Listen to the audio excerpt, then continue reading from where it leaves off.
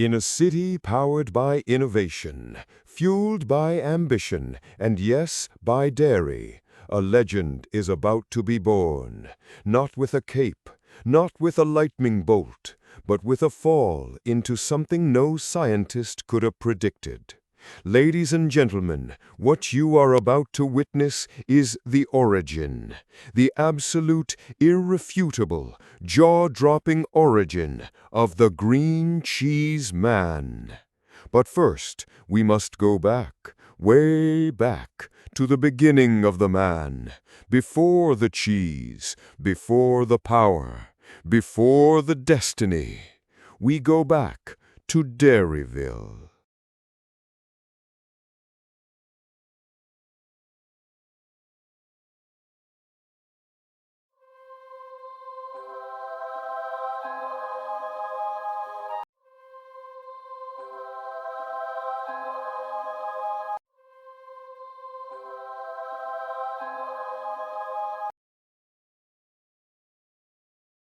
Dairyville, a kitchen, a boy, and a dream that was already bigger than the room. Emmett, baby, what are you reading over there? Grandma, it's about chemical reactions, which is when substances combine. And they don't just mix, they actually change into something completely different. Which is like, okay, it's like how cheese is made, right? Because milk is just milk. But then you add enzymes and bacteria and the right conditions, and it doesn't just get thick, Grandma. It becomes something totally different. And that's not just cooking, that's science. My little genius. Come on, baby, put the book down for 2 minutes and eat your apple. One day, the whole world is going to know your name, Emmitt Michaels.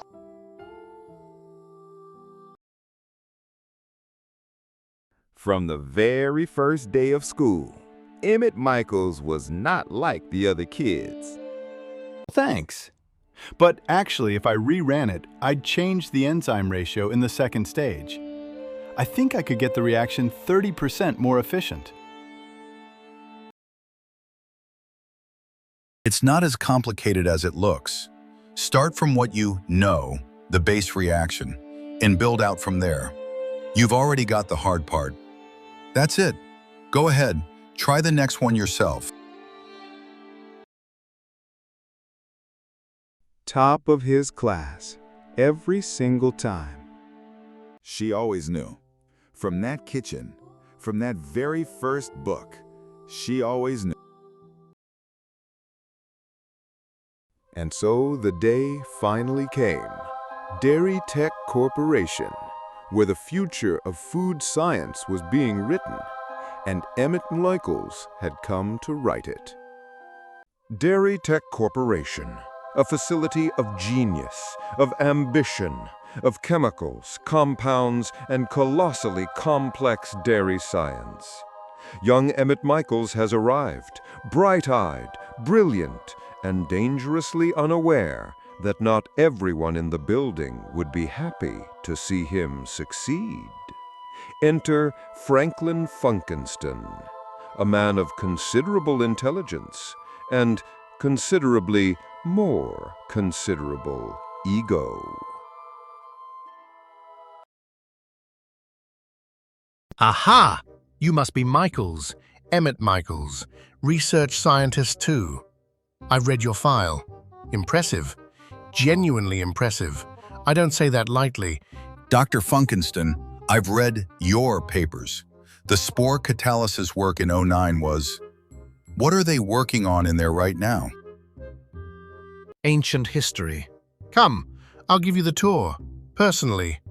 You're too good for the HR walk-around. Sub-Bay 7.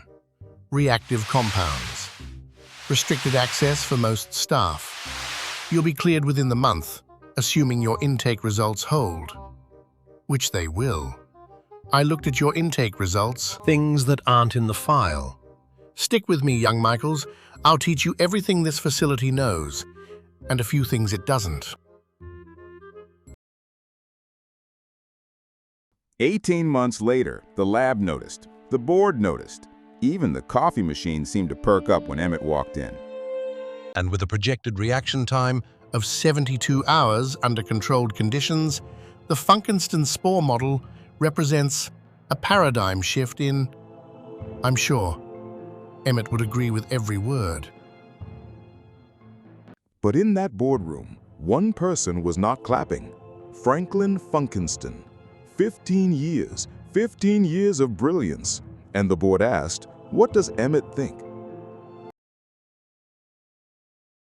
Dr. Swiss, Franklin Funkinston, Head of Advanced Research. Welcome to Dairy Tech. You have excellent taste. Dr. Funkinston, I've read your spore catalysis papers, the 2009 work especially. Genuinely inventive. You're the one who wrote the compound stabilization paper. I read it on the flight in. I found the part about second-stage enzyme ratios a little counterintuitive. I have questions. Hey, you must be Dr. Swiss. I'm Emmitt Michaels, research scientist. Welcome. You read that on the flight? That's not a light read. That's literally the most interesting critique I've heard in 6 months. Catalyst strain, X. A compound so powerful, Franklin had buried it in a private file for 3 years. Until now. 15 years. 15 years. Of brilliance, of dedication, of being the best mind in this building. And they give the spotlight to a boy who can't even grow a proper culture. No more. One bad night in the vat room.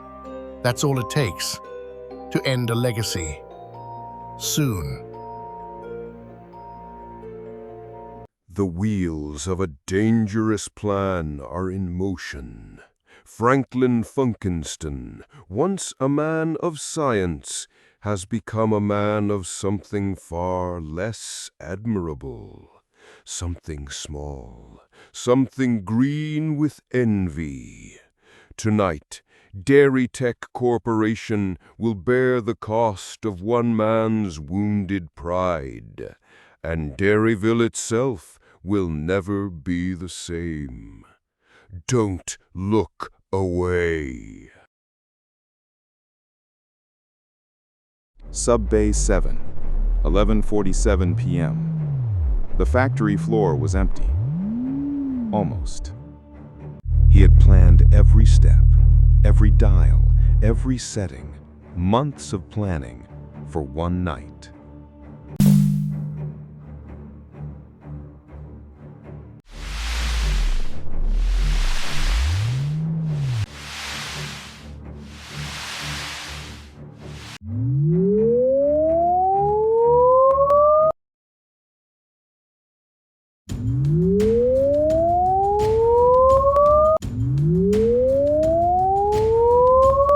Seven minutes. That is how long it took Emmitt Michaels to get from his bed to that building. 7 minutes. The numbers do not lie.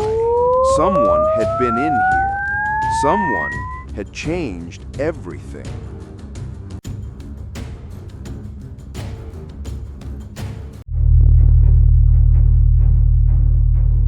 "40 feet above Sub-Bay 7, one emergency lever, and 4 minutes on the clock." Michaels, the pressure's still climbing. You've got maybe 4 minutes before that thing. Run, Emmett. Run all you like. The compound is going critical. The whole batch is about to go. 4 minutes is enough. Stay back, all of you. One pull. That was all it would take to save the factory. Franklin Funkinston was already at the secondary panel. He had been there the whole time. Good night, old friend.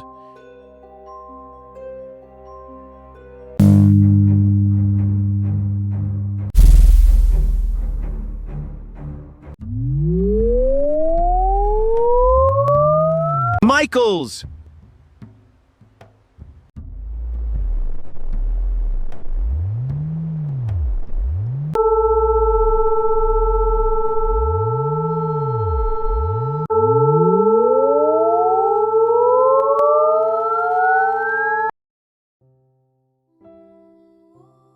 One day, the whole world is going to know your name, Emmitt Michaels.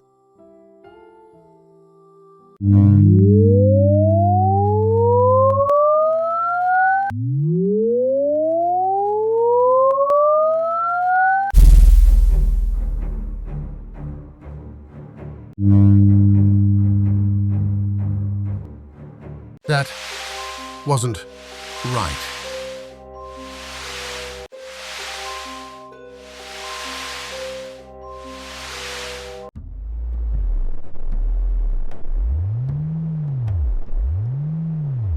What's this? An explosion at the Dairy Tech Corporation, one of Dairyville's most celebrated institutions? An up-and-coming genius taken down in the prime of his most prime? And what is that churning beneath the surface of that reactive vat? A change to chemistry itself? A change to DNA itself? Could it be? Is it possible that Dairyville is about to receive something it never knew it needed? Tune in next week for the rise of the Green Cheese Man, with a new enemy already on the horizon. Same cheese time, same cheese channel.